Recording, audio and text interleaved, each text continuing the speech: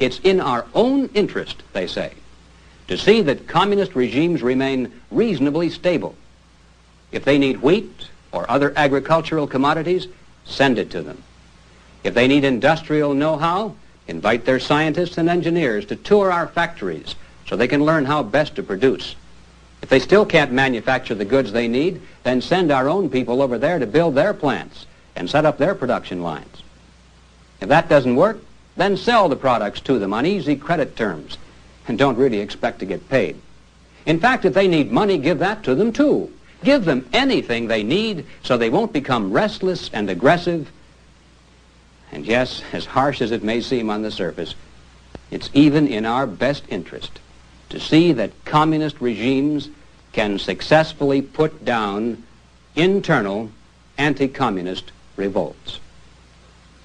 Now, none of this because we're pro-communist, only because we're mature, objective, intelligent people who recognize that in this modern nuclear age, we can't afford the risk to our own survival, which would be inherent in having so powerful an adversary struggling defensively to maintain his position. All right, we're ready now for the final step in the grand design, which concerns itself with the question of realistic, attainable goals. What is the best we can hope to achieve in this new age with all of its complexities? How do we resolve this dilemma before we all go up in a mushroom cloud of nuclear dust? The answer that is offered to us is this.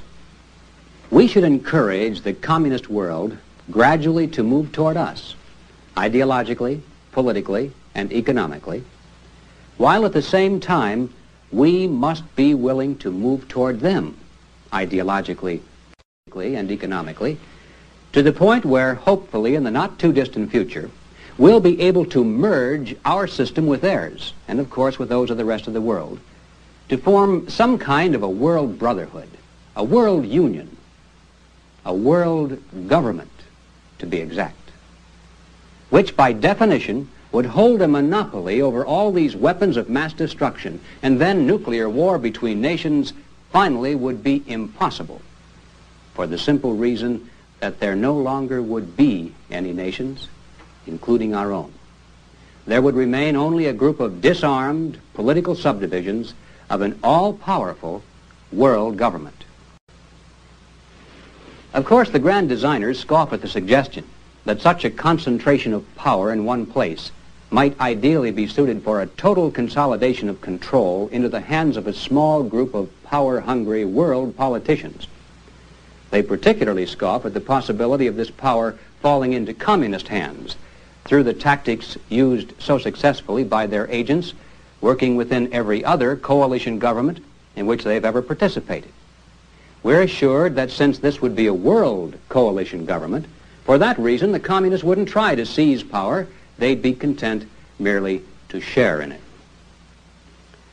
Well, without going into that particular little fantasy, just for the sake of discussion, let's grant the point and assume that a world coalition government with the communists really would result in a merger of our systems rather than the domination of theirs over ours. What then? Well, first of all, we would have to be willing to give up certain things that we would rather retain, such as our sovereignty and our independence. In other words, we must be willing to abide by the political dictates of the majority of other nations. One man, one vote in a world democracy. We must merge our monetary system with those of other nations, eventually to form a world currency. The conference could see plenty of finger-pointing, as you can imagine. Many European leaders are placing the blame for the global economic crisis on the United States and a lack of regulation specifically on Wall Street. Now, this could present a major roadblock in global trade deals, as the World Trade Organization predicts a 10% drop this year already without some of these tensions. In the meantime, Pope Benedict XVI, he's also weighing in, calling for G8 leaders to create a new world financial order. Pope Benedict XVI is calling for a new world financial order. In the third encyclical of his pontificate, Benedict denounced the profit-at-all-cost mentality of the globalized economy and he lamented that greed brought about the worst economic downturn since the Great Depression. The document, entitled Charity and Truth, was released just hours before the G8 summit gets underway in Italy. We have seen the consequences of a globalization where the market has to find by itself the regulations and the rules. And we have seen the disaster that has been over the last year. The Pontiff stressed that he is not opposed to a globalized economy, saying that if done correctly, it has unprecedented potential to redistribute wealth around the world. But he did warn if globalization continues on the current path, modern societies risk increased poverty, inequality, and further environmental damages. I think that for sure the Pope thinks that globalization without a soul and without a link with veritas, with truth, is at a high risk. Mark Hamrick, The Associated Press. We must willingly submit all international disputes to a world Supreme Court. A new threat tonight to this country's judiciary system and our national sovereignty, all thank you to the World Court. The World Court is now demanding the United States halt the executions of more than 50 Mexican citizens now on death row. The first of those scheduled executions is that of an illegal alien gang member convicted of the rape and murder of 2 young teenage girls. Lisa Sylvester has our report. The International Court of Justice in The Hague ordered the United States to take all measures necessary to ensure 5 Mexican nationals on death row in the U.S. are not executed, pending the World Court's decision on their cases. One of them, Jose Medellin, was convicted of brutally raping and killing 2 Texas teens. He's scheduled to be executed in Texas on August 5th. Mexico brought the case to the International Court, saying Medellin and the other Mexican nationals were not told of their right under the Vienna Convention on Consular Relations to contact the Mexican consulate upon arrest. Lawyers representing the government of Mexico in a statement responded to the decision, saying, "We are confident the United States and the state of Texas will comply with the ICJ's order and stay the August 5th execution of Mr. Medellin." But the White House did not indicate how it would proceed. ICJ issued a preliminary decision. It's something that we're reviewing now, so I don't have anything more for you on it. Previously, the Bush administration had asked the state courts to give the Mexican nationals new trials. But the U.S. Supreme Court said the White House does not have the authority to compel the states to act. The Washington Legal Foundation represents the family of one of the Texas girls killed.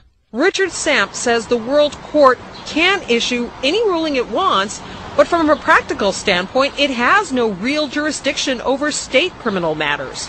There is no other court in the world, no other national court in the world that has permitted the World Court to second-guess its criminal proceedings.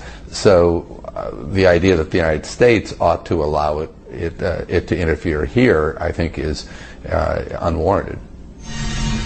And a short while ago, CNN received a statement from the Texas Attorney General's office in which they stated, quote, "Texas is bound not by the World Court, but by the U.S. Supreme Court, which reviewed this matter and determined that the convicted murderer's execution shall proceed." The Texas Attorney General also noted that there have been 15 years of appeals delaying justice for the victims' families. Lou? Lisa, thank you very much. Lisa. The U.S. Supreme Court today heard arguments over the death penalty conviction of an illegal alien from Mexico in the brutal rape and murder of 2 teenage girls in Texas. The highly unusual case involves President Bush. The president now wants to stop the execution of the Mexican citizen, even though President Bush presided over more than 150 executions while he was governor of the state of Texas. And abide by those decisions regardless of the outcome. And above all, we must turn over our most powerful weapons and even our armies to international control so that the new world government will possess sufficient military might to compel the various political subdivisions by force, if necessary, to comply with the dictates of its laws and the decrees of its court. Now, to be sure, we'd prefer not to have to do any of these things, because obviously if we're going to merge with other countries, other cultures, other legal systems and political ideologies, we can't expect the whole world to adopt our way of doing things. It'll be a give and take situation in which we'll have to seek a common denominator, a middle ground between our way of life and the way things are done in other parts of the world. And, of course, the result of such a compromise of systems predictably would have to be a mixture of the volatile dictatorships of Latin America, the tribal customs of newly emerging Africa, and the socialist regimes of Europe and Asia. Add to this concoction the necessity to absorb the doctrines and methods of communist regimes, and it's rather obvious that we're just going to have to give up certain cherished traditions and customs and learn to adjust to a way of life substantially different from that which we inherited. But it won't be so bad. We'll get used to it, and future generations won't know the difference. Besides, we really don't have any choice in the matter. It's that or the bomb. So let's get on with the job of putting an end to our own nationhood, as it has been historically defined. Now, ladies and gentlemen, the men who have formulated this grand design consider themselves to be part of the intellectual elite. In other words, in their opinion, they're just a little smarter than the rest of us. They feel that the average American doesn't quite have the intelligence or the aptitude to understand the wisdom of their grand design. And in this way, the grand designers are confident that the American people will remain satisfied that their leaders are really standing firm and doing all that is humanly possible. But in reality, ladies and gentlemen, they're merely buying time. It's their plan that the old-timers among us, those of you who have been raised with those old-fashioned and outmoded concepts of patriotism and love of country, that in time your generation will pass away, or at least become the minority voice. And at the same time, they're catching the younger generations coming up through the high schools and the colleges, like they caught me. And the grand designers are confident that in just a few more years, especially if they can lower the voting age, the political majority of the American people can be conditioned to accept the total abandonment of our national sovereignty. If you've been wondering why it is that we can't seem to win any wars against the communists, it's simply because it's our policy not even to embarrass them, much less to defeat them. In 1963, the United States Arms Control and Disarmament Agency financed a report by the Peace Research Institute, published in April of that year. And here is what our tax dollars produced. Whether we admit it to ourselves or not, we benefit enormously from the capability of the Soviet police system to keep law and order over the 200 million Russians and the many additional millions in the satellite states. The breakup of the Russian Communist Empire today would doubtless be conducive to freedom, but would be a good deal more catastrophic for world order. In other words, ladies and gentlemen, according to the grand design, supposedly it's in our own self-interest for the Soviet police state to remain intact, to remain stable, and to maintain its death grip over the captive nations. Well, that kind of reasoning leads us next to the pages of one of the most influential newspapers in the world, the New York Times. On August 16, 1961, the Times ran this editorial: "We must seek to discourage anti-communist revolts in order to avert bloodshed and war. We must, under our principles, live with evil, even if by so doing we help to stabilize tottering communist regimes, and perhaps even expose citadels of freedom to slow death by strangulation." Is that shocking? Well, if you accept the premise of the grand design, it shouldn't be. It's then merely the cold and objective appraisal of our limited alternatives in this nuclear age.